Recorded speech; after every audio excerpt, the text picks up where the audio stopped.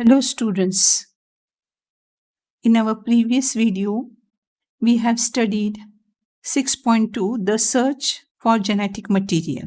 In today's video, we have to study 6.3 RNA word and 6.4 replication. Under the replication, we have to study the machinery and the enzymes. Both the points are from chapter number 6, Molecular Basis of Inheritance, which will come under Unit 7, Genetics and Evolution. From foregoing discussion, an immediate question becomes evident: which is the first genetic material, DNA or RNA? Briefly, we shall highlight some of the facts and the points about RNA. RNA world. Evidences suggest essential life processes like metabolism, translation, and splicing evolved around RNA. RNA, genetic material in organisms like virus, also catalyst of some of the biochemical reactions in living system. But as a catalyst, it is unstable due to reactive 2' OH group.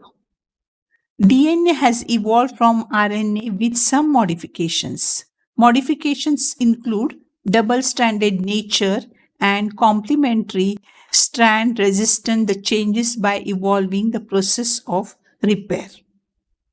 From these points, we can say that RNA was the first genetic material. So this RNA, it is a polynucleotide and it is mainly composed of nitrogen bases, pentose sugar and the phosphate group. Nitrogen bases, purines and pyrimidines. Purines are adenine, guanine, and pyrimidines are cytosine and uracil. In RNA, uracil is present. Pentose sugar present in RNA is ribose. And phosphate group, it is present in the form of phosphoric acid molecule. There are 3 types of RNA.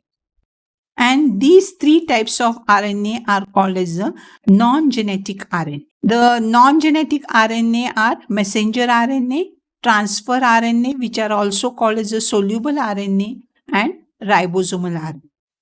These 3 are called as a non-genetic RNA because they do not carry any hereditary character. There is another type of the RNA, genetic RNA. And in genetic RNA, RNA acts as a genetic material that controls hereditary character. For example, tobacco mosaic virus, where the RNA is acting as a genetic material. So RNA are of 2 types, genetic RNA and the non-genetic RNA. Genetic RNA, in which the RNA acts as a genetic material that controls the hereditary characters. Example is TMB. Whereas non-genetic RNA, they does not control any hereditary character. And they are 3 types: messenger RNA, transfer RNA, and ribosomal RNA. Messenger RNA. It is the RNA that carries message from DNA to site of protein synthesis. It represents about 5 to 10% of total RNA of the cell. It carries the genetic information in the form of triplet codons. Messenger RNA is single-stranded polynucleotide chain. The eukaryotic messenger RNA contains a cap. It is absent in the prokaryotic messenger RNA. In eukaryotic messenger RNA, poly A tail is present at 3'8. So here you will find the eukaryotic messenger RNA molecule where the cap is present at 5' position and the tail is present at 3' position. Whereas cap and polytail is absent in the prokaryotic messenger RNA. Next, transfer RNA. Transfer RNA is a single-stranded polynucleotide chain. It folds in some regions and resembles as a trifoliate leaf of clover plant. It contains 4 arms as first amino acid binding site or acceptor arm. Then the second arm is called as a TC arm and loop. Then DHU arm and loop. Fourth one is anticodon arm and loop. And fifth one, rarely small fifth arm is present and it is called variable arm. So this is the structure of a transfer RNA, and this transfer RNA is also called as a soluble RNA. It is a compact molecule and it looks like a clove. Therefore, the model is called as a clover leaf shaped model. So you can find the 4 major arms. The first one is the acceptum arm, which is also called as the amino acid linking arm. Second is the anticodon arm. Third is the DHU, that is dihydroxyuridine arm. And the fourth one is called as a pseudouridine arm. And there is a short one which is called as a variable arm, or it is also called as a extra arm. So this is the structure of a transfer RNA. The third is ribosomal RNA, rRNA. So ribosomal RNA is structural and functional unit of ribosomes. It represents nearly 80% of the total RNA in the cell. So prokaryotic RNA have the subunits 50S and 30S, and when they assemble, they give rise to the 70S type of the ribosomes. The subunits are 50S and 30S, and when they assemble, they will give rise to 70S. Whereas in eukaryotic ribosomal RNA, the subunits are 60S and 40S, and when they assemble, they will give rise to the 80S. So in prokaryotic RNA, the ribosomes are 70S, whereas in eukaryotic RNA, the ribosomes are 80S. And they will show the 2 subunits, smaller subunit and the larger subunit. Now, we'll move towards the next point, that is 6.4, RNA replication. It is a process by which DNA produces the exact copy of the original DNA. Replication takes place during the S phase of cell cycle, proposed by Watson and Crick following the double helical structure.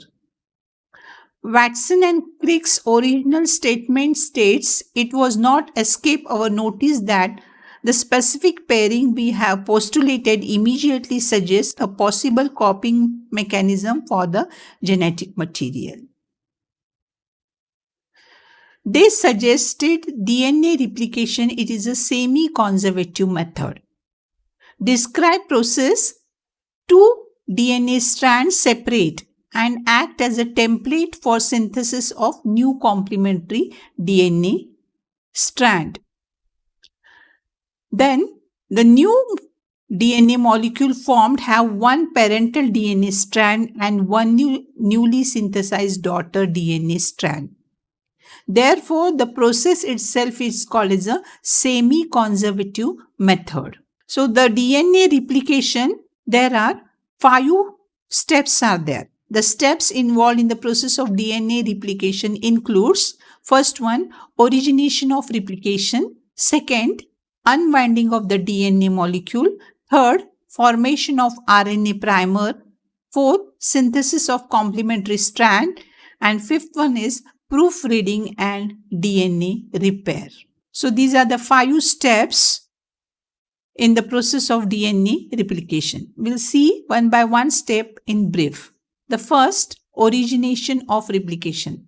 Replication starts at a small opening of DNA helix, as a complete DNA cannot be separated.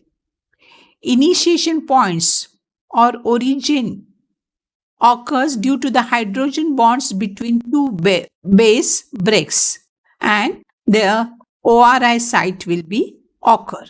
Second step is unwinding of DNA molecule. Enzyme helicase unwinds and separate the two strands. That involves breaking weak hydrogen bonds and energy required ATP, adenosine triphosphate. And this leads to the formation of Y-shaped replication fork. So the two strands of DNA, they get separated due to the enzyme helicase. And what will happen? The breaking of the hydrogen bonds takes place. Adenine pairs with the thymine and cytosine pairs with the guanine. So there will be the 2 hydrogen bonds and 3 hydrogen bonds occur, and that will break due to the enzyme helicase, and the 2 strands of DNA molecule, they get separated. And what will happen?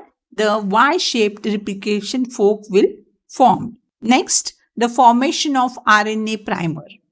RNA primer, it is a short segment of RNA nucleotide formed at DNA template before replication begins. Initiates the formation of new complementary DNA strands 3' end. Fourth one is synthesis of new complementary strand. After formation of RNA primer, new nucleotides are added to RNA primer. DNA polymerase add nucleotides in 5' to 3' only. New complementary strand proceeds from 3' OH terminus of the primer, causing extension in 5' to 3' direction. Replication proceeds in 5' to 3' in one strand having template polarity. 3' to 5' leading strand, and polymerase enzyme produce continuous strand since replication is continuous. So on one strand, the replication is continuous. Opposite parental DNA strand with template polarity, that is 5' to 3', they are anti-parallel. DNA polymerase produce short section of DNA strand. These short fragments of DNA strands, they are called as a Okazaki fragments, and that strand is called as a lagging strand, which is discontinuous. And these fragments are joined by the enzyme DNA ligases. That is the fourth step. And the last step is proofreading and DNA repair. Accuracy of base pairing is essential to avoid mutations. DNA polymerase remove and replace any wrong base in newly synthesized strand. Proofreading ensures identical DNA strand.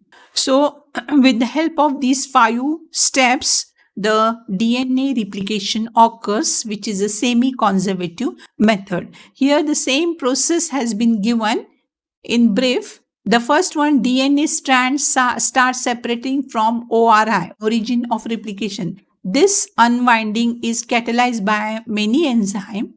Y-shaped structure is formed at ORI called replication fork. Second, DNA polymerase attaches to the replication fork and add nucleotides complementary to the parental DNA strand. The direction of polymerization is 5' to 3'. DNA polymerase cannot initiate polymerization itself. So a small segment of RNA called primer is attached at replication start point. Next, DNA polymerase adds nucleotides on one of the template strand called leading strand. In this strand, nucleotides are added continuously, therefore called as a continuous replication. On other strand, the replication is discontinuous. Small fragments of DNA are formed called Okazaki fragments, which are later joined by DNA ligases. This strand is called lagging strand. Accuracy of polymerization is maintained by proofreading, and any wrong base added is removed by DNA polymerase.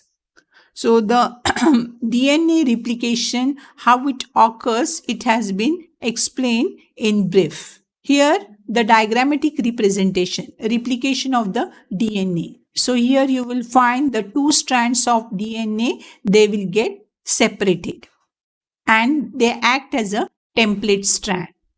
And on this template strand, the new strand will form. So here when they get separate, the replication fork occur.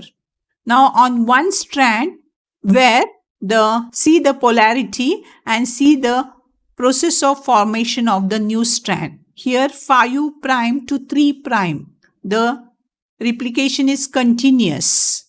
On the other strand, it is discontinuous. And these fragments are called as Okazaki fragments and they are joined by the enzyme DNA ligases. So here you will find DNA polymerase. It will helpful for the replication process. So this is the diagrammatic representation of replication of the DNA. A summary of DNA replication.